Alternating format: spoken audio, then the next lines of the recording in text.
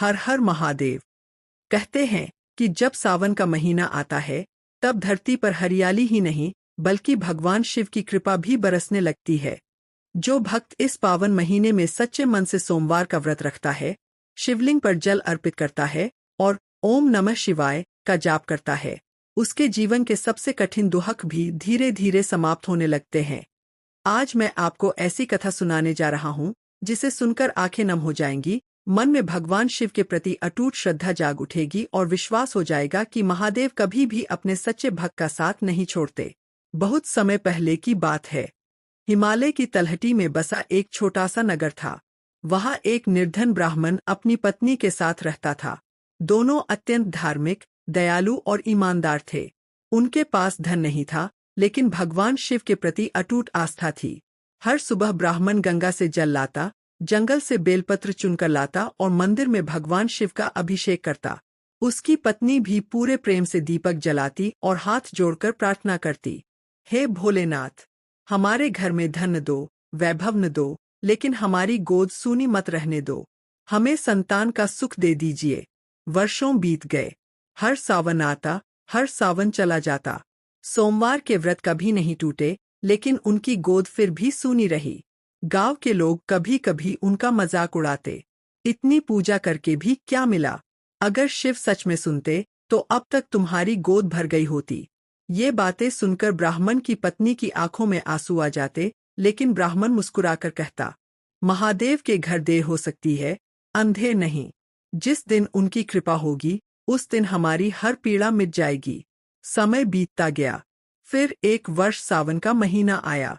उस वर्ष ब्राह्मण दंपति ने संकल्प लिया कि वे पूरे सावन के प्रत्येक सोमवार को निर्जल व्रत रखेंगे और पूरे दिन भगवान शिव का स्मरण करेंगे। पहले सोमवार उन्होंने जलाभिषेक किया, दूसरे सोमवार दूध से अभिषेक किया, तीसरे सोमवार बेलपत्र, धतूरा और भांग अर्पित की, चौथे सोमवार उन्होंने पूरी रात मंदिर में बैठकर ओम नमः शिवाय का अखंड जाप किया। रात का अंतिम पहर था। मंदिर में घी के दीपक की लौ टिमटिमा रही थी। चारों ओर गहरा सन्नाटा था। अचानक मंदिर के भीतर दिव्य प्रकाश फैलने लगा। घंटियां अपने आप बज उठीं। सुगंधित हवा बहने लगी। ब्राह्मण और उसकी पत्नी ने आंखें खोली तो उनके सामने स्वयं भगवान शिव और माता पार्वती विराजमान थे। दोनों तुरंत उनके चरणों में गिर पड़े। माता पार्वती की आंखों में करुणा थी। उन्होंने भगवान शिव से कहा, प्रभु, देखिए इनकी भक्ति। वर्षों से ये बिना किसी शिकायत के आपकी आराधना कर रहे हैं। इनकी मनोकामना पूरी कर दीजिए। भगवान शिव कुछ क्षण मौन रहे, फिर गंभीर स्वर में बोले, देवी, इनके भाग्य में संतान का सुख नहीं लिखा है। यह सुनते ही ब्राह्मण दंपति की आंखों से आंसू बहने लगे। माता पार्वती ने फिर विनती की, प्रभु, भाग्य भी आपकी इच्छा से बदल सकता है। यदि आपकी कृपा हो जाए तो असंभव भी संभव हो जाता है। भगवान शिव मुस्कुराए। उन्होंने कहा, तुम्हारी करुणा के कारण इन्हें एक पुत्र का वरदान देता हूँ, लेकिन उसकी आयु केवल 12 वर्ष होगी। यह सुनकर दोनों स्तब्ध रह गए। एक ओर संतान मिलने का सुख था, दूसरी ओर उसके केवल 12 वर्ष जीवित रहने का दुख। ब्राह्मण ने कांपते हाथ जोड़कर कहा, प्रभु, यदि यह भी आपकी इच्छा है तो हमें स्वीकार है। आपने हमें पुत्र का सुख देने का वचन दिया, यही हमारे लिए सबसे बड़ा आशीर्वाद है। भगवान शिव ने उन्हें आशीर्वाद दिया, भक्ति कभी व्यर्थ नहीं जाती। समय आने पर मेरी कृपा तुम्हारे साथ रहेगी। इतना कहकर भगवान शिव और माता पार्वती अंतर्ध्यान हो गए। मंदिर फिर पहले जैसा शांत हो गया। लेकिन उस रात के बाद ब्राह्मण दंपति का जीवन हमेशा के लिए बदलने वाला था। भगवान शिव और माता पार्वती के अंतर्ध्यान होने के बाद भी ब्राह्मण दंपति देर तक मंदिर की सीढ़ियों पर बैठे रहे। उनकी आंखों से आंसू बह रहे थे, लेकिन इस बार उन आंसुओं में दुख कम और भगवान के दर्शन का सौभाग्य अधिक था। घर लौटते समय ब्राह्मण की पत्नी बार बार एक ही बात सोच रही थी, क्या सचमुच मेरी गोद भर जाएगी? क्या मैं भी किसी दिन अपने बच्चे को बेटा कहकर पुकार सकूंगी? ब्राह्मण ने उसकी ओर देखा और मुस्कुराकर कहा, महादेव ने जो कहा है वह अवश्य होगा। अब हमें चिंता नहीं, केवल विश्वास रखना है। दिन बीतते गए। कुछ ही समय बाद पूरे गांव में एक शुभ समाचार फैल गया। ब्राह्मण की पत्नी गर्भवती थी। जिस घर में वर्षों से सन्नाटा था, वहां अब खुशियों की आहट सुनाई देने लगी। पड़ोसी बधाई देने आने लगे। जो लोग कभी उनका उपहास करते थे, वे भी कहने लगे, सच है, भगवान के घर देर है, अंधेर नहीं। हर सोमवार ब्राह्मण अपनी पत्नी को लेकर शिव मंदिर जाता। दोनों मिलकर भगवान शिव का अभिषेक करते और यही प्रार्थना करते, प्रभु, हमें इतना सामर्थ्य देना कि हम आपके इस वरदान का सम्मान कर सकें। समय आया। सावन की एक पवित्र सुबह, मंदिर की घंटियों की मधुर ध्वनि के बीच ब्राह्मण के घर एक तेजस्वी बालक का जन्म हुआ। पूरा गांव खुशी से झूम उठा। ब्राह्मण ने सबसे पहले अपने पुत्र को गोद में लिया, उसकी आंखों में देखा और भावुक होकर कहा, बेटा, तुम केवल हमारे नहीं, महादेव के आशीर्वाद हो। उसका नाम रखा गया शिवदत्त, अर्थात भगवान शिव का दिया हुआ उपहार। लेकिन इस उत्सव के पीछे एक ऐसा रहस्य छिपा था जिसे केवल ब्राह्मण और उसकी पत्नी जानते थे। उन्हें याद था कि भगवान शिव ने कहा था, इस बालक की आयु केवल 12 वर्ष होगी। जब भी वे अपने पुत्र को हंसते खेलते देखते, उनके चेहरे पर मुस्कान आ जाती, लेकिन मन के किसी कोने में एक डर भी जाग उठता। रात को जब शिवदत्त सो जाता, तब उसकी माँ उसके सिर पर हाथ फेरते हुए चुपचाप रो पड़ती। एक रात उसने अपने पति से कहा, क्या सचमुच हमारा बेटा हमें छोड़कर चला जाएगा? ब्राह्मण ने गहरी सांस ली और उत्तर दिया, यदि महादेव ने जीवन दिया है, तो वही उसकी रक्षा भी करेंगे। हमें भय नहीं, केवल भक्ति रखनी है। समय अपनी गति से चलता रहा। शिवदत्त बड़ा होने लगा। वह अन्य बच्चों से बिल्कुल अलग था। सुबह सूर्योदय से पहले उठ जाता, स्नान करता, मंदिर जाता और पूरे मन से शिवलिंग पर जल चढ़ाता। वह अक्सर भगवान शिव से कहता, भोलेनाथ, मुझे कभी अपने चरणों से दूर मत करना।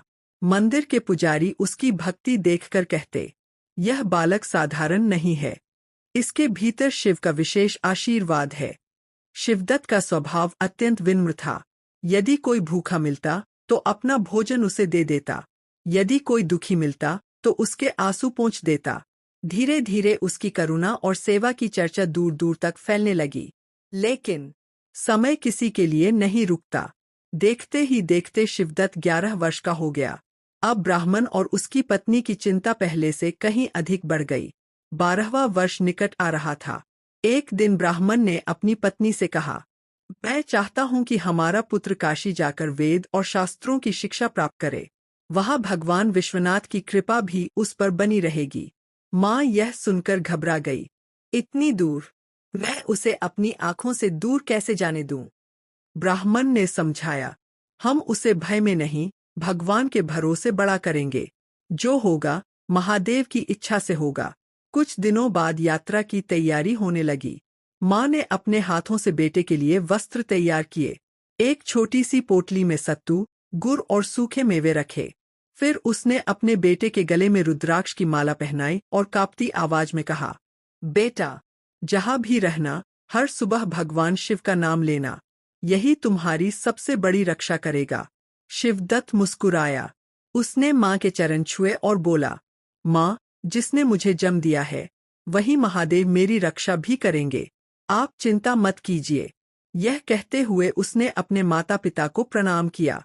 उस क्षण माँ की आंखों से आंसू रुक नहीं रहे थे। उसे ऐसा लग रहा था मानो उसका हृदय उससे दूर जा रहा हो। लेकिन उसे क्या पता था, यही यात्रा शिवदत्त के जीवन की सबसे बड़ी परीक्षा बनने वाली थी। और आगे चलकर भगवान शिव स्वयं अपने भक्त की रक्षा के लिए एक ऐसा चमत्कार करेंगे जिसे युगों युगों तक श्रद्धा से याद किया जाएगा। सुबह का समय था। सूर्य की पहली किरणें धरती को स्वर्णिम आभा से भर रही थीं। ब्राह्मण अपने पुत्र शिवदत्त को लेकर काशी की ओर निकल पड़ा। माँ घर की चौखट पर खड़ी थी। उसकी आंखों से आंसू रुक नहीं रहे थे। जब तक बेटा दिखाई देता रहा, वह हाथ जोड़कर भगवान शिव से यही प्रार्थना करती रही, हे भोलेनाथ, मेरा लाल आपकी अमानत है, इसकी रक्षा करना। यात्रा लंबी थी। रास्ते में घने जंगल, ऊंचे पर्वत, शांत नदियां और छोटे छोटे गांव आते रहे। जहां भी शिव मंदिर मिलता, शिवदत्त बिना दर्शन किए आगे नहीं बढ़ता। वह शिवलिंग पर जल चढ़ाकर कहता, भोलेनाथ, मुझे कभी अपने चरणों से दूर मत करना। ब्राह्मण अपने पुत्र की भक्ति देखकर मन ही मन भावुक हो उठता। उसे विश्वास था कि ऐसा सच्चा भक्त कभी भगवान की कृपा से वंचित नहीं रह सकता। एक दिन यात्रा करते करते वे एक समृद्ध नगर पहुंचे। पूरा नगर दीपों और फूलों से सजा हुआ था। ढोलन गाड़े बज रहे थे, गलियों में नृत्य हो रहा था और महल में विवाह की तैयारियां चल रही थीं। शिवदत्त ने एक वृद्ध से पूछा, बाबा, आज नगर में इतना उत्सव क्यों है? वृद्ध ने मुस्कुराकर कहा, आज हमारे राजा की इकलौती पुत्री का विवाह है। पूरा राज्य इस शुभ अवसर का उत्सव मना रहा है। उसी समय राजमहल में एक बड़ी समस्या खड़ी हो गई। जिस राजकुमार की बारात आई थी, उसके बारे में अचानक एक ऐसा सत्य सामने आया जिसे देखकर राजपरिवार घबरा उठा। कुछ कथाओं में कहा गया है कि दूल्हे में ऐसा दोष था जिसे छिपाया गया था। राजा को भय हुआ कि यदि विवाह रुक गया तो पूरे राज्य में अपमान होगा। राजा के मंत्री की नजर अचानक शिवदत्त पर पड़ी। तेजस्वी चेहरा, सरल स्वभाव, राजसी व्यक्तित्व। मंत्री ने राजा से कहा, महाराज, यदि कुछ समय के लिए इस ब्राह्मण कुमार को दूल्हे के रूप में मंडप में बैठा दिया जाए तो विवाह की रस्में पूरी हो जाएंगी और राज्य की प्रतिष्ठा भी बच जाएगी। राजा स्वयं ब्राह्मण और शिवदत्त के पास पहुंचे। उन्होंने हाथ जोड़कर पूरी परिस्थिति बताई और विनती की, यह केवल कुछ समय की बात है, कृपया हमारी लाज रख लीजिए। ब्राह्मण पहले तो संकोच में पड़ गया, लेकिन उसने सोचा, यदि किसी की इज्जत बचाना धर्म है तो इसमें सहायता करना भी पुण्य है। शिवदत्त ने भी कहा, यदि इससे किसी का भला होता है तो मैं तैयार हूँ। कुछ ही देर बाद शिवदत्त राजसी वस्त्रों में सुसज्जित होकर विवाह मंडप में बैठा। जब राजकुमारी की नजर उस पर पड़ी तो उसने मन ही मन सोचा, ऐसा शांत और तेजस्वी चेहरा मैंने पहले कभी नहीं देखा। वैदिक मंत्र गूंजने लगे, अग्नि प्रज्वलित हुई, 7 फेरे पूरे हुए, सभी रस्में संपन्न हो गईं। लेकिन शिवदत्त का मन पूरी तरह भगवान शिव के चरणों में था। उसने कभी इस विवाह को अपना अधिकार नहीं माना। रात्रि में विदा से पहले उसने एक छोटा सा पत्र लिखा और राजकुमारी को दे दिया। उसमें लिखा था, मैं वह राजकुमार नहीं हूँ जिससे आपका विवाह होना था। मैं एक ब्राह्मण पुत्र हूँ, केवल राज्य की मर्यादा बचाने के लिए कुछ समय के लिए मंडप में बैठा था। सत्य छिपाना अधर्म है, इसलिए यह बात आपको बता रहा हूँ। ईश्वर आपकी रक्षा करें। यह लिखकर शिवदत्त और उसके पिता चुपचाप वहां से निकल पड़े और काशी की ओर अपनी यात्रा जारी रखी। राजकुमारी ने जब वह पत्र पढ़ा तो उसकी आंखों में आंसू आ गए। उसे पहली बार किसी ऐसे व्यक्ति से परिचय मिला था जिसने सत्ता, वैभव और राजमहल के मोह से ऊपर उठकर केवल सत्य का साथ दिया। उसने मन ही मन भगवान शिव से प्रार्थना की, यदि मेरा भाग्य इस पवित्र आत्मा से जुड़ा है तो एक दिन आप हमें अवश्य मिलाइए। उधर शिवदत्त और उसके पिता काशी पहुंच गए। गंगा के पवित्र तट पर उन्होंने स्नान किया और फिर भगवान विश्वनाथ के मंदिर में जाकर शीश झुका दिया। शिवदत्त ने आंखें बंद कर प्रार्थना की, भोलेनाथ, मेरा जीवन आपका है। जब तक सांस है मैं आपकी भक्ति करता रहूंगा। लेकिन उसे क्या पता था कि उसकी आयु का अंतिम समय अब बहुत निकट आ चुका था। 12वां वर्ष पूरा होने वाला था और नियति उसके सामने ऐसी परीक्षा रखने वाली थी जिसे देखकर स्वयं देवता भी मौन हो जाएंगे। काशी नगरी, गंगा के पवित्र तट पर उगते सूर्य की लालिमा फैल रही थी। मंदिरों की घंटियां गूंज रही थी और हर ओर हर हर महादेव का जयघोष सुनाई दे रहा था। शिवदत्त प्रतिदिन की तरह प्रातःकाल भगवान विश्वनाथ के मंदिर पहुंचा। उसने गंगाजल से शिवलिंग का अभिषेक किया, बेलपत्र अर्पित किए और आंखें बंद कर प्रार्थना करने लगा। उसे यह ज्ञात नहीं था कि आज उसकी आयु का अंतिम दिन था। उधर अपने गांव में उसकी मां का हृदय बेचैन था। बिना किसी कारण उसकी आंखों से आंसू बह रहे थे। उसने शिवलिंग के सामने दीपक जलाया और हाथ जोड़कर रोते हुए कहा, भोलेनाथ, यदि मेरे जीवन में कोई पुण्य है तो उसे मेरे बेटे की रक्षा में लगा दीजिए। उसी समय यमलोक से यमदूत शिवदत्त के प्राण लेने के लिए पृथ्वी पर उतरे। वे मंदिर के बाहर पहुंचे, लेकिन जैसे ही भीतर प्रवेश करना चाहा, शिवलिंग से निकलते दिव्य प्रकाश ने उन्हें रोक दिया। वे प्रतीक्षा करने लगे। कुछ देर बाद शिवदत्त मंदिर से बाहर निकला। तभी उसके शरीर में एक तेज पीड़ा उठी। वह कुछ कदम चला और भूमि पर गिर पड़ा। लोग दौड़ पड़े। ब्राह्मण पिता ने अपने पुत्र का सिर गोद में रखा और रोते हुए पुकारा, शिवदत्त, बेटा, आंखें खोलो। लेकिन उसकी सांसें थम चुकी थीं। काशी का वातावरण शोक से भर गया। उसी क्षण यमदूत आगे बढ़े। तभी आकाश में बिजली सी कौंधी। चारों ओर डमरू की गूंज सुनाई दी। डम डम डम डमरू बजे। संपूर्ण आकाश दिव्य प्रकाश से भर उठा। भगवान शिव अपने नंदी पर प्रकट हुए और उनके साथ माता पार्वती भी थीं। यमदूतों ने तुरंत सिर झुका दिया। माता पार्वती की आंखों में करुणा छलक उठी। उन्होंने भगवान शिव से कहा, प्रभु, यही वह बालक है जिसने बचपन से आपका नाम नहीं छोड़ा, जिसने कभी किसी का बुरा नहीं किया, जिसने हर सोमवार आपका व्रत और पूजन किया। क्या इसकी भक्ति का यही फल होगा? भगवान शिव कुछ क्षण मौन रहे। फिर उन्होंने शिवदत्त के निष्प्राण शरीर की ओर देखा और कहा, जिसने पूर्ण श्रद्धा से मुझे अपना सब कुछ मान लिया, उसे मैं मृत्यु के हवाले कैसे कर सकता हूँ? उन्होंने अपने त्रिशूल से भूमि को स्पर्श किया। क्षण भर में अमृत के समान दिव्य प्रकाश शिवदत्त के शरीर में समा गया। उसकी उंगलियां हिलीं। धीरे धीरे उसकी सांस लौट आई। उसने आंखें खोलीं।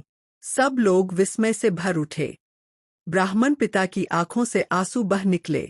वह अपने पुत्र को गले लगाकर फूट फूट कर रोने लगा। शिवदत्त उठकर भगवान शिव और माता पार्वती के चरणों में गिर पड़ा।